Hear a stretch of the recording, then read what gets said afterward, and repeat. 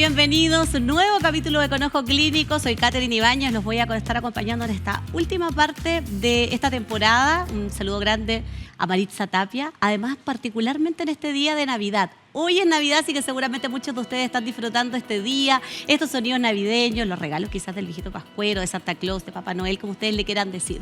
Pero este programa no para, este equipo no para y tenemos una serie de interesantes temas que compartir con ustedes.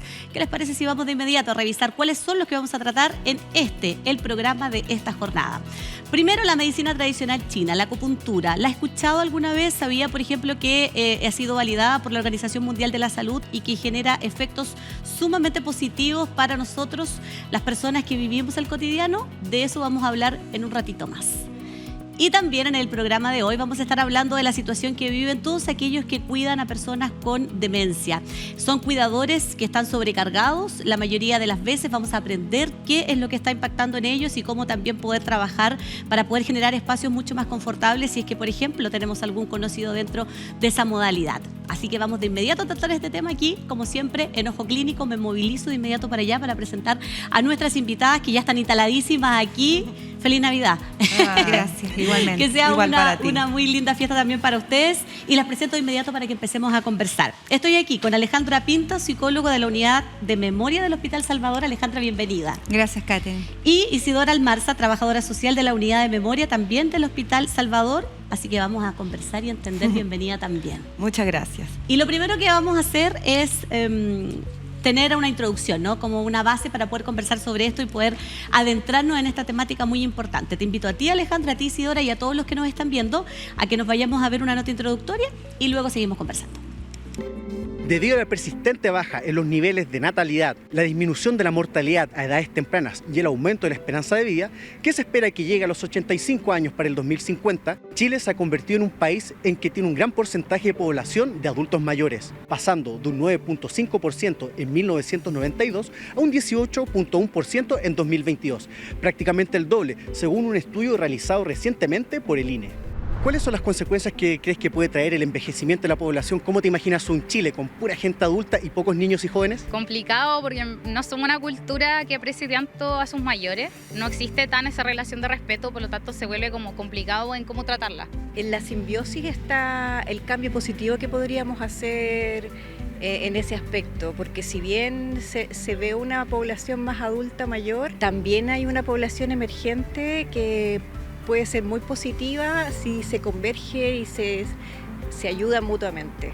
Este aumento de la población adulta trae consigo un incremento de los pacientes con patologías características de la tercera edad, como las enfermedades neurodegenerativas. Es algo que se va a tener que enfrentar por años y que involucra a la persona y generalmente a un cuidador principal, pero también a otros más cercanos. Y las personas que son justamente cuidadoras de adultos mayores con demencia o este tipo de trastornos, ¿qué piensas que es lo más difícil de esta labor? Yo siento que la salud mental del propio cuidador, porque a veces es difícil complementar con los cuidados necesarios para una persona que se encuentra con demencia. Yo igual tengo un poco la experiencia porque durante mucho tiempo mi abuela, cuando empezó con un poco con la demencia, se quedaba en mi casa. Y llegó un punto donde mi mamá no pudo más y aunque uno tenga mucho cariño y mucho amor, a veces es difícil, ¿cachai? Tampoco tenéis como, por ejemplo, suficientemente plata para tener una enfermera 24/7 ahí mismo en la casa y a veces como que la mejor opción es llevarla como un recinto de adultos mayores. Ser cuidador de pacientes con este tipo de trastornos conlleva un desgaste tanto físico como emocional, lo que a la larga puede generar un estado de agotamiento o sobrecarga. ¿Cómo crees que repercute su labor como cuidador en sus aspectos más personales, sus relaciones sociales, lo laboral? Completamente, porque somos seres integrales, entonces el trabajo pasa a ser parte de nuestra vida. Si nuestro cuerpo está cansado en este trabajo, va a llegar cansado a la casa y psicológicamente también es agotador, entonces involucra a todo completamente. Si tu trabajo es como estar lidiando todo el día con una persona así, sin duda que te va a afectar, no sé, y te va a estresar y probablemente eso se va a trasladar a tu vida personal. Cuando existe un vínculo directo o un parentesco entre el cuidador y el paciente, ¿esto al final lo hace más difícil, más fácil? Las personas que se encuentran con demencia tienen sintomatología que puede también llevar problemas al vínculo con la persona. Va a depender mucho de cómo se lleva el vínculo y que el mismo cuidador entienda de que al final es la sintomatología y no es la persona que está actuando a través de sí. Esta labor puede ser extremadamente gratificante, pero también puede resultar agobiante. Es importante hallar tiempo para cuidarse a sí mismo y saber afrontar este estrés de la mejor forma posible. Claro, y ahí tenemos la explicación o la introducción que nos permite un poco comprender. Hay una cifra que es súper elocuente, Alejandra Isidora, que yo revisaba por acá. Si bien probablemente ustedes nos van a explicar, no todas las personas adultas mayores tienen este problema, pero sí son 3,6 millones de personas que son adultos mayores y en 2050 la cifra podría duplicarse. Entonces ahí hay una preocupación especial. Partamos un poquito explicando porque ustedes son de la unidad de memoria del Hospital Salvador. Alejandra, ¿qué es o en qué consiste la unidad de memoria del Salvador? La unidad de memoria es un dispositivo de especialidad que surge a raíz del Plan Nacional de Demencias en el 2017 y está abocada a realizar diagnóstico diferencial y tratamiento específico para personas con cuadro neurodegenerativo mayores o con demencia. Atienden pacientes adultos, pero ¿son de diversa edad o mayoritariamente son adultos mayores? Atendemos pacientes adultos desde los 18 años que pueden llegar al Hospital Salvador, pero en la actualidad sabemos que si bien la edad es un factor de riesgo para presentar un cuadro demencial, no es absoluto. Hay personas que llegan a ser viejas de manera saludable, sin presentar patologías cerebrales, y hay otras personas jóvenes que presentan diagnósticos de demencia. Claro, ¿cómo es que llegan ahí? Probablemente ahí tiene mucho que ver con el trabajo de Isidora, ¿no? Que hacen un trabajo ahí como de seguimiento. ¿Cómo llegan las familias ahí? Porque yo, hasta antes de prepararme para este programa, no tenía conocimiento que existía esta unidad, por ejemplo, probablemente porque nunca necesité usarla. ¿Cómo llegan ahí los pacientes y cuál es el trabajo que se empieza a hacer? Al igual que todos los dispositivos de especialidad de El Salvador, los pacientes llegan derivados a través de su CESFAM, de los dispositivos de atención primaria, y es el médico del CESFAM el que determina si es necesario hacer una consulta al equipo de especialidad del Hospital Salvador, o sea, la unidad de memoria.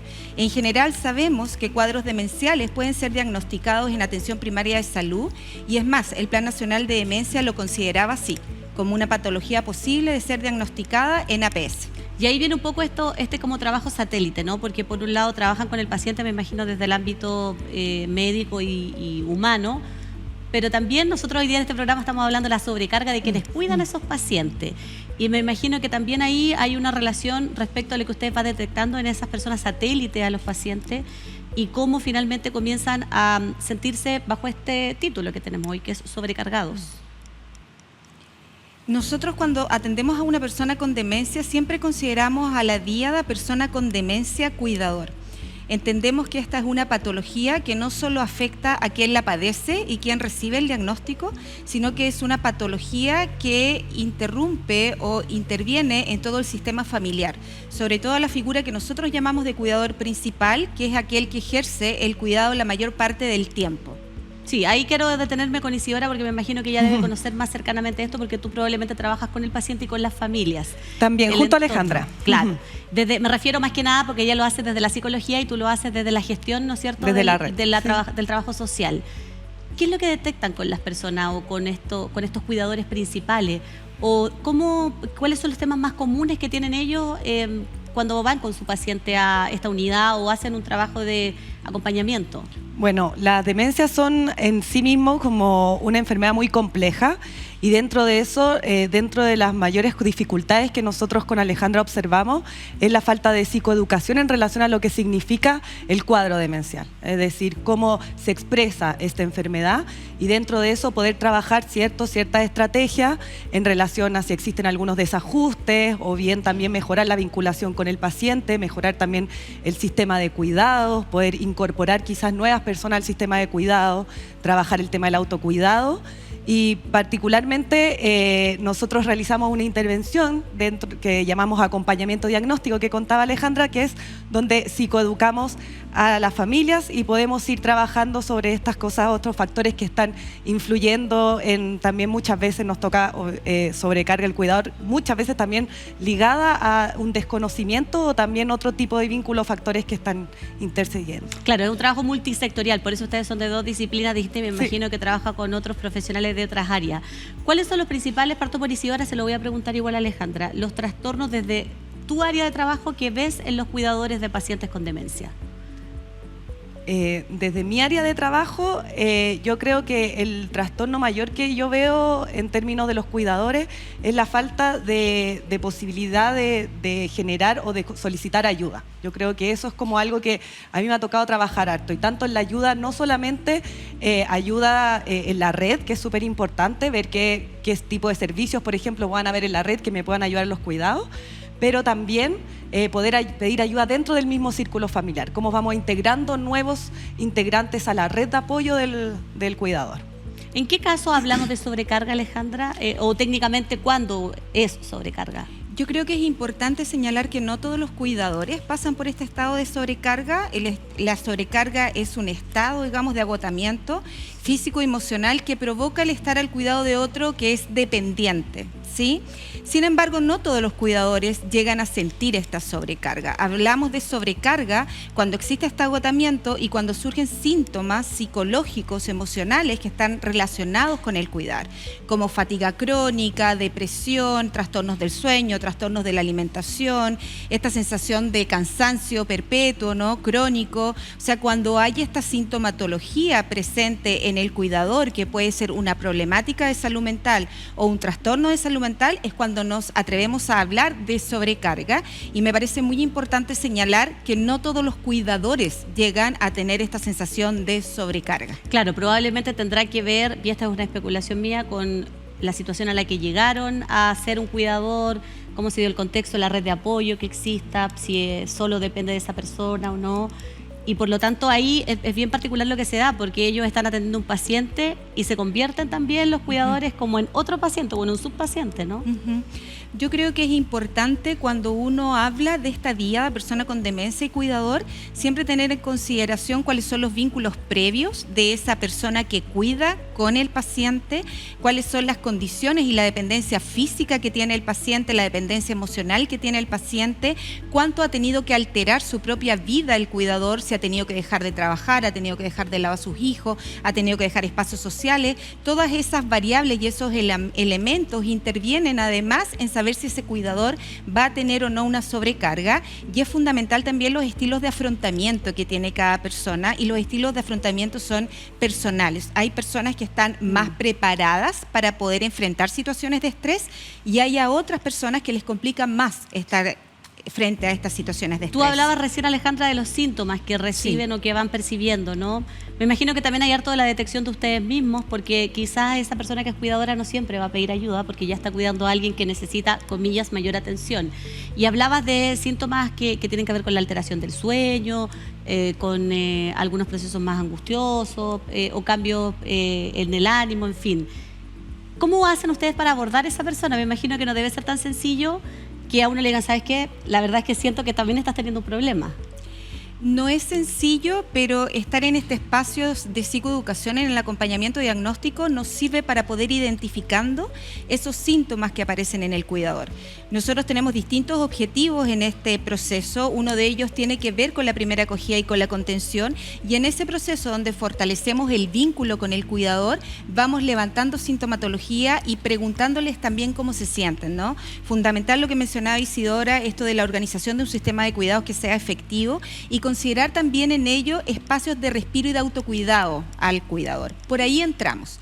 ¿Cuáles son los espacios que tú tienes para ti?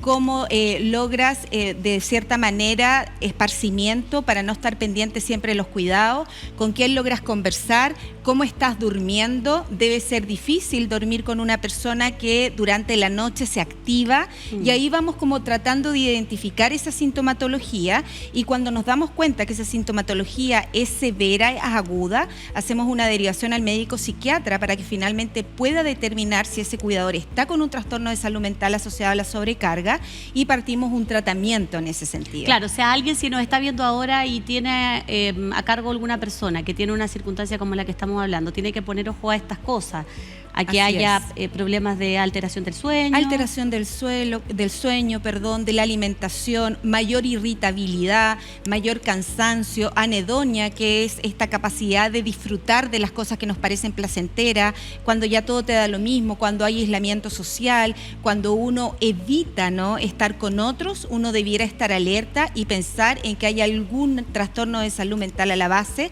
o algo más que requiera algún tipo de intervención. Miren, tengo muchas preguntas, pero también la gente opina. Quienes nos ven a través de Chile TV opinan a través de las redes. Entonces vamos a ver un par de preguntas acá en esta pantalla, ¿no? Donde yo les voy a ir contando un poco lo que el público va comentando y vamos a tratar de responder un poco esas interrogantes, porque esta temática es como bastante común probablemente. Lo que preguntamos fue, ¿eres o conoces a alguien que es cuidador o cuidadora de personas con algún tipo de demencia? A propósito de nuestro tema. Y estas son las principales respuestas que tenemos, o preguntas, o opiniones también. Por ejemplo, Silvina ahí puso, estoy sin trabajo y me ofrecieron cuidar a una abuelita con demencia senil. Necesito la plata, pero nunca he tenido algún tipo de formación en este tema. ¿Qué debiera hacer? Aquí yo creo que es bien importante saber, Alejandra, si uno, desde la psicología sobre todo, si uno se va a aventurar en una acción como esta, ¿debe tener una preparación previa? Yo creo que la preparación previa fundamental es la disposición a comprender que las conductas que lleva a cabo esa persona están relacionadas con el cuadro demencial y no necesariamente con la otra persona. Me explico. Es habitual que personas con demencia puedan acusarte de que le sacaste alguna cosa, que le robaste o que le quitaste. En ese sentido, es importante que esa persona que va a ejercer la labor de cuidar comprenda que este diagnóstico tiene que ver con un deterioro cognitivo, que hay un compromiso funcional y que esa persona está enfrentando cambios psicológicos y conductuales y por lo tanto no puede vivir como personal esa acusación, ¿no? Debe entender que va desde la dificultad de esa persona con ese diagnóstico a interpretar de manera correcta la realidad y eso le hace hacer ese tipo de aseveraciones que algunas personas pueden vivirlas como acusaciones injustas. Existiendo la disposición, y si ahora a lo mejor también tú nos puedes ayudar con esto, ¿existe alguna instancia en la unidad de memoria que hagan, no sé, talleres preparativos o algo así con las personas? Sí, bueno, nosotros precisamente este año comenzamos también junto con Jero a realizar unos talleres que son online, que son los primeros jueves de cada mes, que pretendemos comenzar de nuevo en marzo, donde realizamos talleres de diferentes temáticas en relación a la demencia y como son virtuales la gente puede conectarse libremente. En cualquier parte de Chile. En cualquier además. parte de Chile, digamos. Hemos tenido una buena convocatoria.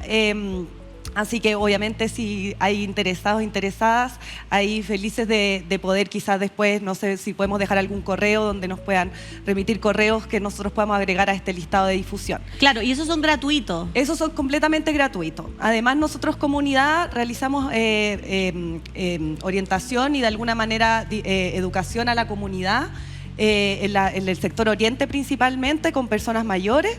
Y además, en este año empezó un nuevo curso, Preparadamente, que es un curso gratuito que igual está enfocado a profesionales de la salud. Y ese curso entrega ciertas herramientas básicas para poder trabajar con personas con demencia. También es un curso gratuito que lo pueden ahí buscar preparadamente en internet. Claro, que puede ayudar porque hay distintas motivaciones de las personas. Algunos son familiares y sienten un poco qué es lo que deben hacer y otras personas se dedican al cuidado. Veamos otra pregunta para que podamos seguir conversando, Alejandra y Isidora. A ver, Paulette dice... Cuido a mi mamá, ahí está el caso que les decía, hay gente que tiene al cuidado de algún familiar cercano. Tiene Alzheimer hace 2 años y me siento superada, pero tampoco confío en el cuidado de terceros. ¿Qué puedo hacer? Probablemente ahí tiene que ver con la autogestión del autocuidado, ¿no, Alejandra? Es una de las preguntas que nosotros más vemos y la verdad es que es muy complejo para un cuidador principal poder liberar y poder... darle a otro la tarea de cuidar, ¿no? En general los cuidadores principales tienen la idea que solo ellos saben hacerlo, solo ellos entienden al paciente y solo con ellos va a estar bien el paciente. Ahí hay un trabajo que tiene que ver justamente con la capacidad de autocuidado y con poder entender que aun cuando el otro no realice los cuidados como yo los realizaría, eso no significa que es un mal cuidado. ¿Sí? Es una persona que requiere asistencia, que requiere supervisión, pero ese trabajo también pueden hacerlo otros, pero ahí hay que empoderar a ese cuidador para que comprenda la importancia de tomar espacios de respiro. Un cuidador que está sin sobrecarga es un mejor cuidador. Sabemos que las personas con demencia son muy permeables a la emocionalidad del otro, por lo tanto un cuidador cansado, sobrecargado, con una disposición desde la obligación, genera en muchas ocasiones mayor desajuste conductual en personas con demencia. Entonces desde ese punto de vista uno ahí pone la balanza, ¿no? ¿Qué es mejor? Que la cuide un otro ciertas horas del día y yo pueda descansar y recargar pilas y después estar con la mejor disposición a cuidar, o me hago yo cargo con este sentimiento, ¿no? De que estoy absolutamente sobrecargada, agotada, pero no hay nadie que cuide como yo. Entonces el trabajo ahí tiene que ver con la validación de poder incorporar a un otro a los cuidados, comprendiendo que no va a ser los cuidados como lo harías tú. Claro, y debería estar, estoy comprendiendo aquí en la conversación, un espacio de poder desconectarse para poder repartir, ¿no? En ese sentido, quiero preguntarte sobre las fases de la sobrecarga, pero antes, Isidora, quiero saber, según el universo de personas que ustedes tratan, ¿cómo es el perfil generalmente? Me da la impresión, y esta es una idea mía por lo que uno escucha, no sé si son más mujeres que hombres que se dedican al cuidado, y no sé si además esa cuidadora tiene además otra persona a su cargo, te invento, un niño y una persona con demencia, por decir algo. Sí, en general el grupo de mujeres, o sea, el gran grupo de personas cuidadoras que nosotros atendemos son mujeres, en su mayoría, digamos, si no me equivoco, debe ser como un 80%. En relación a la edad, la mayor cantidad de personas que acuden a la unidad en cuidados son mayoritariamente hijos, o sea, hijas, y en ese sentido muchas de ellas también tienen otro tipo de obligaciones. Nos topamos harto con Alejandra, cuidadoras que están todavía incluso trabajando, ¿cierto? O que también tienen responsabilidad como el cuidado de otras personas, niños, y también existe un porcentaje importante que me gustaría recalcar de personas mayores que están también al cuidado de otras personas mayores.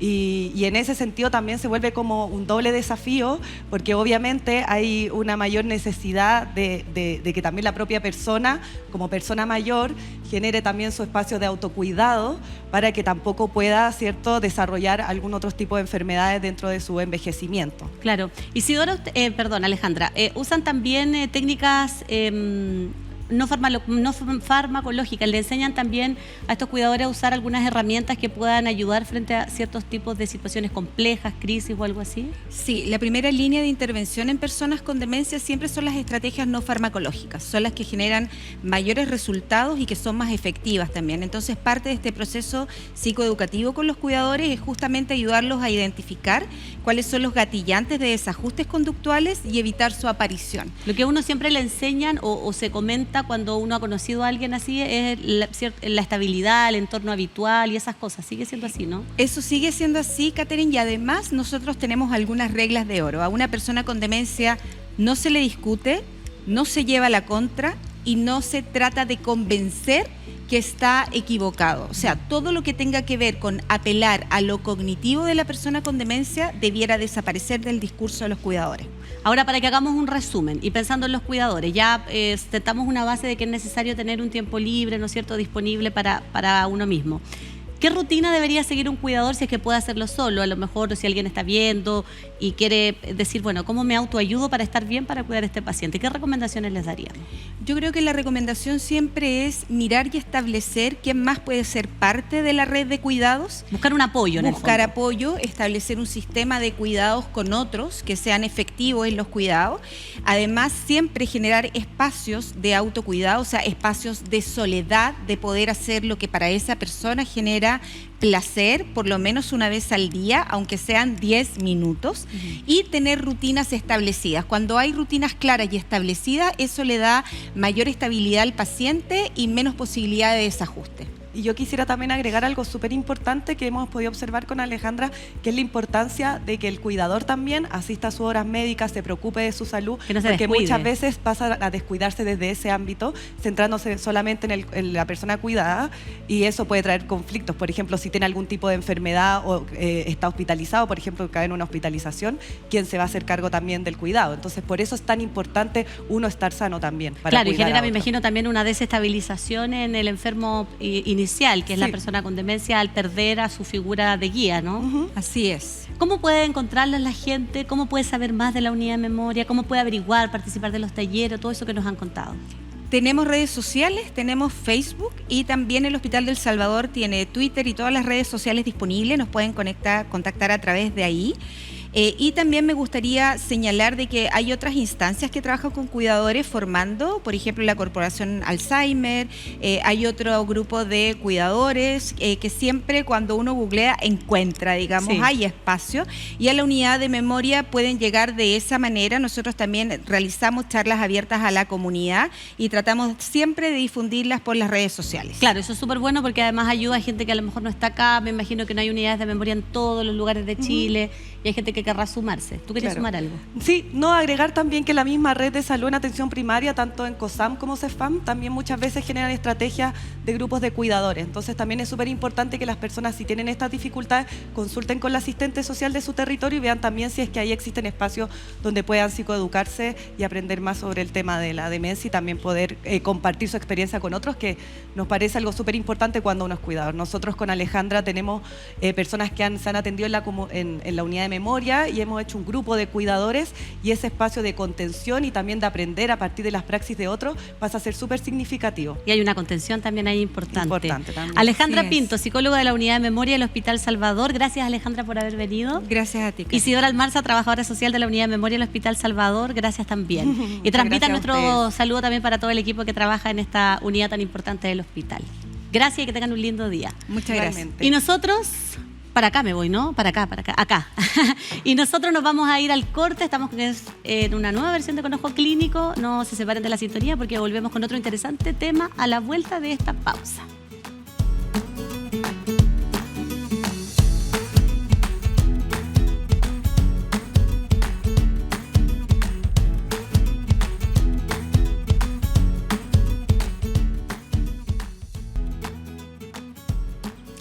Estamos de regreso ya en una nueva versión de Conejo Clínico. Tenemos todo instalado, tenemos invitados en el estudio y vamos a hablar de un tema muy interesante en esta sección, ojo al complemento. ¿Por qué? Porque vamos a hablar de la acupuntura. Tenemos dos invitados y vamos a hablar de la Escuela Sambao, que es una de las formadoras de acupunturistas, que es algo que puede ayudar muchísimo en la vida de las personas y sobre todo además porque ha sido reconocida como una ayuda por parte de la Organización Mundial de la Salud. Rodrigo Aranda es el director de la Escuela Sambao. Rodrigo, bienvenido. Muchas gracias. Es doctor, es médico de formación, ahí después le vamos a preguntar, y dedicado a esta misión ahora. Y Trinidad Sepúlveda, jefa de carrera de acupuntura también en la Escuela Sambao. Bienvenida, Trinidad. Muchas gracias. Gracias a los dos por estar acá. Gracias a ustedes. Partamos de inmediato porque la gente seguro, la mayoría de las personas han escuchado la acupuntura, pero uno después dice, ¿para qué sirve la acupuntura? ¿Para qué nos sirve a los que recibimos la acupuntura? Wow, es una pregunta bien amplia. Pero mira, desde el año, más o menos el año 1977, que la acupuntura es reconocida por la OMS y digamos, sirve para un sinnúmero de patologías, tanto crónicas como agudas. Lo que más se conoce habitualmente en el mundo occidental es que la acupuntura es buena para tratar el dolor. ¿Ya? Entonces, lo que uno más recibe en las consultas habitualmente es el dolor musculoesquelético, el dolor de hombros, la patología de columna, dolor de codo tenista, dolor de rodilla, lumbociática, etcétera. Generalmente la gente llega a ustedes por una dolencia física, es lo más habitual. Tratada o que no ha podido lograrse tratada. Sí, pero funciona muy bien para ver, por ejemplo, cefalea, parálisis facial, para rehabilitar pacientes que han tenido accidentes cerebrovasculares y están con hemiplegia. El campo de la ginecología y la fertilidad es tremendo. De verdad sirve para un mundo de cosas. Sirve para un mundo de cosas. Temas alérgicos, ¿ya? Tanto de piel como rinitis alérgica, asma bronquial, trastornos funcionales del sistema digestivo. Puedo seguir. Todo, no, pensemos, mejor eso focalizado. Yeah. Te quiero preguntar, Trinidad, Escuela Sambao. La escuela es una escuela donde ustedes trabajan formando, tú eres la jefa de la carrera, formando a personas que se van a dedicar a esta misión, ¿no? Efectivamente. ¿Cómo funciona? ¿Desde cuándo existe? La Escuela Sambao existe el año 2009. Rodrigo fue el fundador de nuestra escuela. Y nuestra escuela se enfoca principalmente en formar de manera rigurosa no solo acupunturistas, sino que médicos en la medicina china, porque la acupuntura es una herramienta de la medicina china dentro de un pool de herramientas que tenemos, donde vemos al paciente de una manera bastante integral, con un método de diagnóstico bien particular y con las herramientas que dentro de la acupuntura dentro de todo la acupuntura es la más famosa.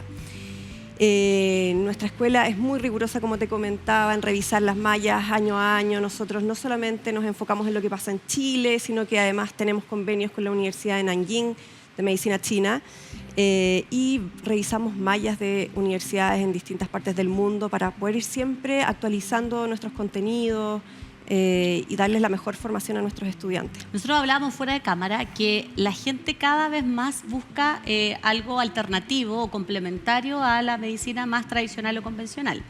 Hay, no sé si todo el mundo lo sabe, pero también hay experiencias incluso en hospitales públicos donde se usan elementos, yo lo conozco por casos cercanos, digamos, se usan ciertas técnicas, no acupuntura exactamente, pero sí de otras técnicas, ¿cierto?, que pueden ayudar. Sin embargo, la acupuntura ha sido considerada por la Organización Mundial de la Salud como una herramienta reconocida por el MinSal, además como una herramienta que ayuda en la salud integral de las personas, Rodrigo, ¿no? Es verdad. Sí, el MinSal empieza a tomar interés sobre las terapias complementarias en general en la primera mitad de la década del 2000. ¿Okay? Y a raíz de un trabajo de una comisión de expertos se redactó el artículo 42 que reconoce la práctica de ciertas medicinas complementarias. Y después se genera el artículo 123, que es el que reconoce la acupuntura. Y ese artículo es más o menos el que te da las pautas, de las directrices de cómo tiene que ser la formación de un acupunturista, en cuanto a horas, en cuanto a práctica clínica, el conocimiento que debe tener. ¿Cuánto tiempo estudio? Tú me dijiste toda la vida, pero la formación base, ¿cuánto dura un acupunturista? La formación habitualmente es dependiendo, porque de las escuelas, nosotros más o menos prácticamente son 4 años. Claro, yo te preguntaba si eran solo personas dedicadas al ámbito de la salud, y tú me decías que no, que no necesariamente la gente que viene del mundo de la salud se interesa por la acupuntura. Sí, no, exactamente. De hecho, bueno, el Ministerio de Salud de nuestro país no pone como requisito ser profesional de la salud.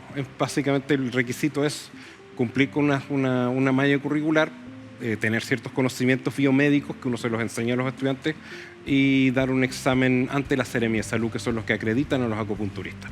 Ahora, hablemos desde una pregunta más o menos bien básica, pero ¿qué es lo que provoca la acupuntura en el cuerpo? Supongamos, vamos a poner un caso hipotético, después vamos a tener un prototipo, pero si yo llego por una dolencia física de alguna de las partes de mi cuerpo, ¿qué es lo que hacen ustedes como acupunturistas y cuál es el tratamiento que se hace? Te voy a dar un ejemplo. Cuando uno, por ejemplo, toma un jarabe, te dicen, no, para la tos lo que te va a hacer es esto. Llevándolo al otro extremo, ¿qué es lo que hace la acupuntura? Es una buena pregunta. Que tiene muchas respuestas, Pero verdad. La conexión porque lo que uno siempre ve es la aguja. La conexión tiene una conexión sensorial, una conexión física, es el conjunto de la aguja, es una mezcla espiritual física. Yo diría que es una mezcla de estímulos mecánicos, sensoriales, circulatorios que se provocan, que se activan, al insertar la aguja en un lugar determinado. Perfecto. No sé si has escuchado, por ejemplo, como 2 ideas claves para entender un poco cómo funciona la acupuntura sin entrar en teoría médica china. Por ejemplo, tejido conectivo. Sí. ¿Ya? Que es como un pegamento del cuerpo que te une todo. Ese concepto es clave para entender cómo funciona la acupuntura, porque te puedo poner una aguja en la mano y te trato un dolor de cuello, por ejemplo. Claro. Y el concepto de las fascias, que está muy ligado al tejido conectivo. ¿Y la acupuntura va en avanzada? O sea, mientras uno más sesiones hace, ¿es como acumulativo? ¿Tiene que ver con una sesión, con la cantidad de agujas que se ponen? ¿O en qué? Es acumulativo.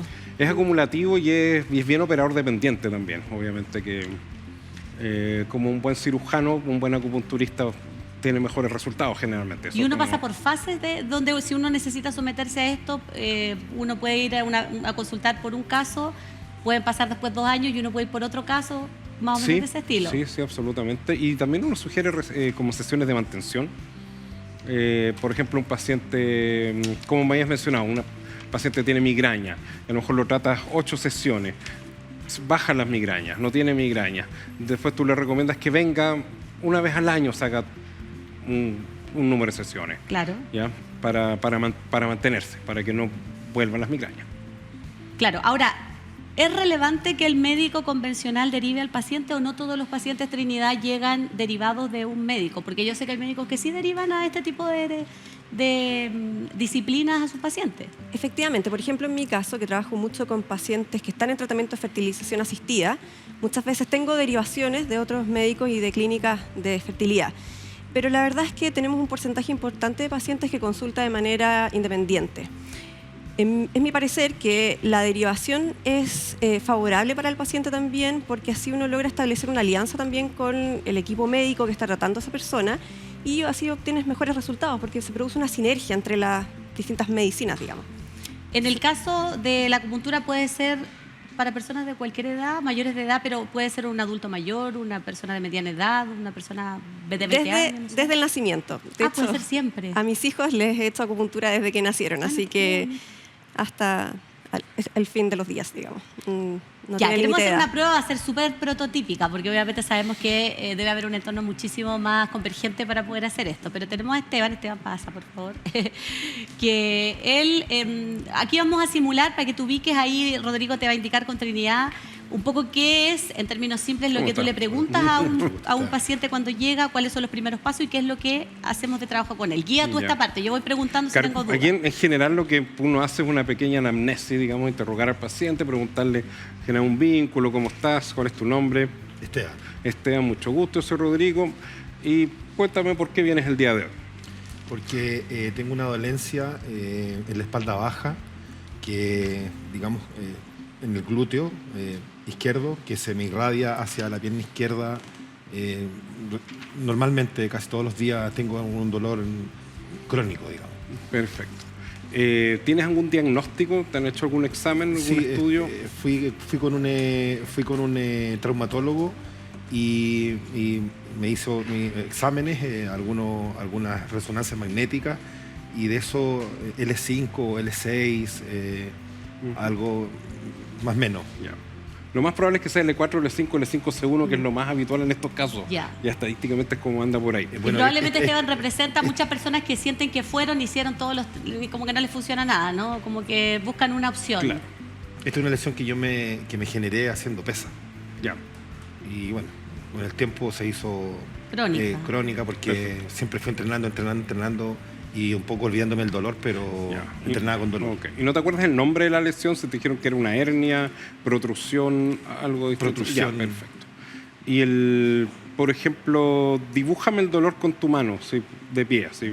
Es en esta parte, digamos. Ya, toma el glúteo. Claro, y se irradia hacia... ¿Siempre posterior? Sí, siempre posterior. ¿Y te llega hasta el final de la pierna? Sí, hasta como detrás del... Fantástico. Del tobillo. Del tobillo. Ya. Probemos a ver cómo podría ser una sesión. Te voy a pedir si puedes pasar a la camilla. Hacia acá con la cabeza. La cabeza acá. Perfecto. Y esto debajo de tus rodillas. Perfecto. Vamos a ponerlo de la forma mejor posible, mirando hacia arriba. Mirando hacia arriba. Y aquí esto es lo entretenido, que le duele, tiene una lesión en la columna. Yo generalmente nunca pongo una aguja en donde le duele al paciente. Muy rara vez. Igual no necesariamente tiene que ser en la zona de la dolencia. No necesariamente tiene que ser. Mira, interesante eso. Perfecto. ¿Estás relativamente cómodo? Sí. Hay como zonas o puntos del cuerpo, ¿no? Exactamente. La clave que te dije, fascias, tejido conectivo, esas son eso con lo que pega y comunica el cuerpo. Lo que en el fondo, pegar no es una palabra muy científica, pero se entiende. Para que te entiendas, es lo que conecta el cuerpo. Entonces uno busca los lugares que están afectados y los vas funcionando. Y ese lugar no necesariamente tiene que estar en el área de dolor. Ok, ya, suponiendo que ya hicimos largamente, ¿no es cierto?, la entrevista que ustedes hacen, que ya lo ubicamos, ya tienes identificado, sabes dónde vas a trabajar.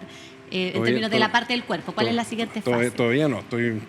te falta una fase más. O sea, estoy pensando, yo sé, generalmente... es una decisión que tú vas tomando ahí. En base a lo que él me dijo, yo ya tengo una idea. Ok. ¿Ya? Generalmente lo que hacemos es tomarle el pulso, como a ver un poco la cualidad general de su salud, digamos, su estado de salud. El pulso en medicina china nos da otras informaciones que son bastante interesantes. Miremos ahí para que te pueda ver la audiencia cuando estemos hablando. Eso, tú sigue nomás con lo otro. Sí, generalmente le digo que me muestre la lengua un poco. Eso. Mira un poco para allá la lengua, no, la lengua solamente, perfecto. Y voy a venir, el dolor es este lado, ¿cierto? Sí, señor. ¿Puedo mover esto un poquitito? Sí, claro, muévelo, yo te ayudo ahí, soy asistente. Muy bien. Si alguien tuviese unas tijeras para cortar el pantalón sería lo ideal. No importa. Después la producción se lo restablece. Se lo podemos, claro, lo pueden reembolsar. Ya, te voy a apretar algo. Esto puede que moleste o que no. Si molesta, duele, ¿cierto? Sí. ¿En este momento tienes dolor en esta posición? Sí. Ya. Sí. Mucho. Voy a probar al otro lado, al lado bueno. ¿Sientes lo mismo? No. Ya. Es distinto, ¿cierto? Sí. Acá duele más. Perfecto. ¿Eso? Sí. Ya, espantoso. Sí, se nota ahí que le molestó esta. Le dolió. Sí, también. Okay. Al palpar los distintos canales del cuerpo podemos reconocer las alteraciones que pueden haber en ellos para poder mejorar nuestro diagnóstico y obviamente nuestro tratamiento. Claro, ahora voy entendiendo por qué Rodrigo en el fondo va utilizando otras partes del cuerpo, porque por la conexión que hay, el Va a palpar un trabajo poco en aquí el alguna brazo. zona va a influir en el fondo en la otra. ¿Qué tal eso? Sí. Sí, duele también. Sí. Ya, duele. Súper. ¿Cuánto dura habitualmente una sesión de este tipo? O en condiciones normales, no como lo estamos haciendo aquí de ejemplo, Trinidad. Si es primera sesión, normalmente entre 1 hora, 1 hora y media, incluso podría durar, la idea es hacer una buena anamnesis, pero la sesión, o sea, perdón, la sección con acupuntura entre 25 y 40 minutos. Ok. Ya, Rodrigo, tú explícanos, ya tomaste una decisión en tu cabeza. Tomé una decisión. Decidiste. Yo lo que generalmente voy haciendo igual es un poco ir probando. Ok, Y pronto yo tengo una idea de qué es lo que le voy a hacer, ok. pero en el fondo a mí me interesa que él sienta cambios idealmente lo más rápido posible. Perfecto. ¿Ya? Entonces, por ejemplo, claro, tú estás en esta posición, ¿tienes algo de dolor? Sí, ¿cierto? tengo dolor. Ya, voy a probar una cosa. Ya, tú me dices cuál te molesta más, Eso ¿este o este? Esa. Este. Esa. Ahí.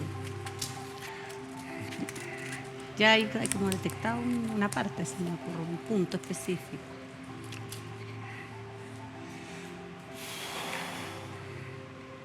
Va a ser justo, sí. Ahí Va a ser está. por este lado, por si acaso. Sí. Sí, está como, quedaste como dolorido, parece. Está tratando ahí de Respira. respirar tranquilo. Le dolió más la presión que la aguja, ¿o no? Sí, dolía más la presión. ¿Dolió eso, Esteban? No más que una inyección, ¿no? ¿Sí? No es harto menos que una inyección.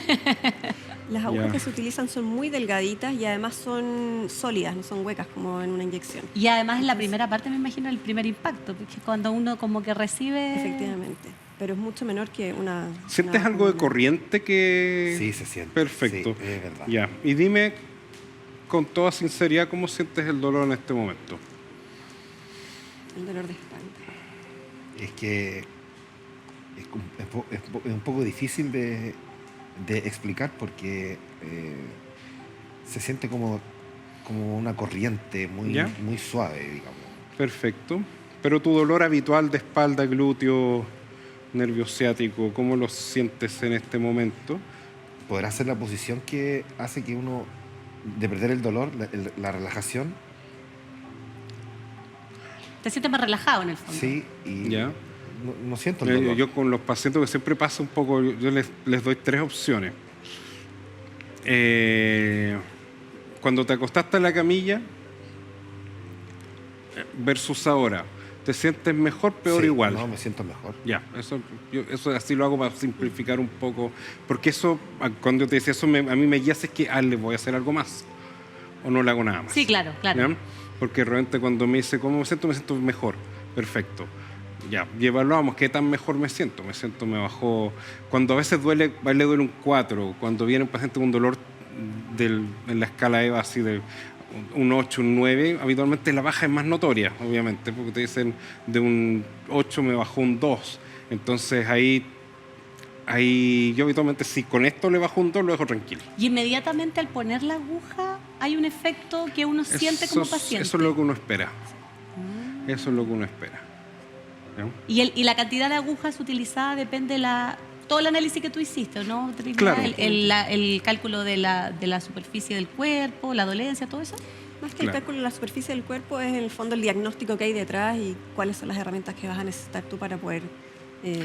Claro, y hay Porque yo distintas- estoy impresionada que con 2 agujas él se sienta mejor. Sí, impresiona. Es que impresiona. Igual hay Sí. que tomar en cuenta digamos, que él es un hombre joven, es deportista, se ve saludable, entonces no le hice otras preguntas. Claro, tú no le preguntas a mí si es hipertenso, si es diabético, Claro, si tiene claro. alguna Lo típico otras que le preguntan, patologías, fuma, el alcohol, etcétera. ¿Ya? Y cuéntame una cosa, eso después permanece mientras uno lo tiene ahí, esta es una parte súper acotada, pero si tuviera otra parte del cuerpo, eso va generando un efecto durante todo el Sí. tiempo que está puesta la aguja. Sí. Habitualmente el mejor efecto se siente durante unos 72 horas. Después de retirada. Sí, la aguja. durante 72 horas se siente el efecto. Y habitualmente, por ejemplo, si él, ya, tiene un 4 después de dolor, lo más probable es que después le baje a 1, a medio, no sé, a medio punto, y que después de las 72 horas a lo mejor le vuelva a 2,5, a 3, pero no a 4. Ya no va a volver al máximo. Claro, y después cuando la otra sesión le va a bajar más, y habitualmente 2, 3, 4 sesiones vamos viendo hasta que queda en el mínimo. Eso es un poco cómo ¿Y funciona. cada cuánto tiempo uno debería hacer sesiones para una persona como él que tiene un dolor crónico? Entre 2 veces a la semana, 1 vez a la semana. Sí. Con esa periodicidad. Si es crónico, mínimo 1. Si es agudo, por lo menos 2. Porque Ya. esto fuera Por un tiempo que no es permanente, o sea, no es que yo toda la vida tenga que hacerlo No. de corrido, No. digamos. Lo que sí se recomienda es como si el cuerpo igual es una maquinaria que de vez en cuando hay que llevarlo al médico y hay que llevarlo a revisión. Lo mismo que decía, por ejemplo, ya si le hago algunas sesiones, pongamos 5 sesiones, quedamos bien. Yo le diría, vuelve en un mes más para ver cómo está. Y si en un mes más está bien, yo le diría a mí, vuelve en 3 meses. 3 meses está bien, vuelve este otro año. Tengo Pero- dos preguntas más. Una, yo con esto ya voy a terminar, estoy impactada, pero si uno, ya, supongamos que Esteban hizo esto, él tiene que tener un autocuidado particular después, te invento, dormir ciertas horas o hacer algo para no bajar el impacto de la sesión. Yo le diría que no hiciera ejercicios con impacto sobre la zona lumbar principalmente, Mientras está en en este claro. proceso. mientras estamos en este proceso. Claro, pero eso es según cada paciente y según cada situación en la que se está viendo. Sí. Ya. ¿Cómo los encuentra la gente en la escuela Sambao? Porque estamos todos, esta es una pequeña muestra, pero estamos como súper impactados, muchos queremos conocerlo, no solo como alumnos, sino que algunos quizás como pacientes. Claro. ¿Cómo los ubican? Tenemos nuestras redes sociales, Instagram, Escuela Sambao. Tenemos también un canal de YouTube con el mismo nombre donde pueden ver videos de clases que hemos hecho para todo público, algunas un poco más profundas para estudiantes de acupuntura.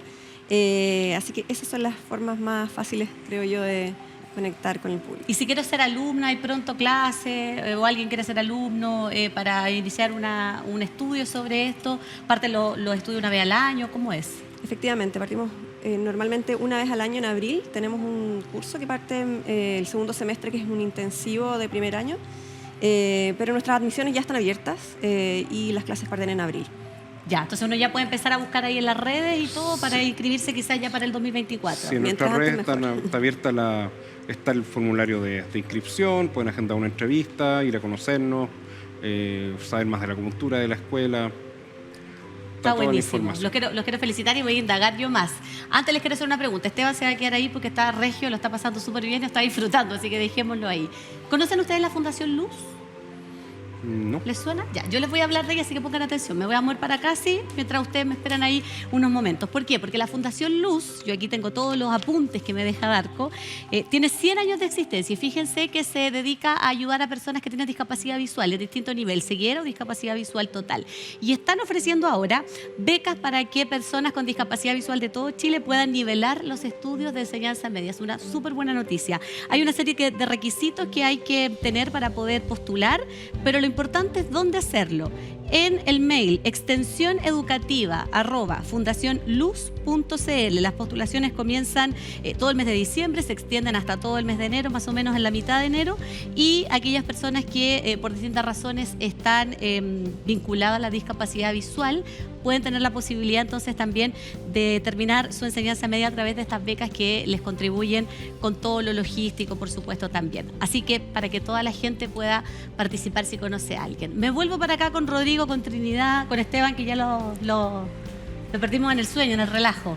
Les quiero agradecer, Rodrigo, Trinidad, por haber estado con nosotros. Este programa hoy día mismo es Navidad, así que feliz año nuevo para ustedes, que se venga un gran 2024 para usted y para la escuela. Muchas gracias. Los voy a ir a visitar, los voy a ir a conocer. Te esperamos. El Esteban, que se mejore, ese es mi deseo para el año nuevo. Gracias. Que se mejore su dolencia crónica. Un saludo grande para todo el equipo y también para nuestra querida Maritza Tapia, que está ahí en sus labores de preparación de madre, que es la conductora titular de este programa. Así que un abrazo grande para todos. Nos vemos en el próximo capítulo de Con Ojo Clínico. Nos pueden ver siempre a través del 11.2 de la señal digital y como siempre en uchiletv.cl.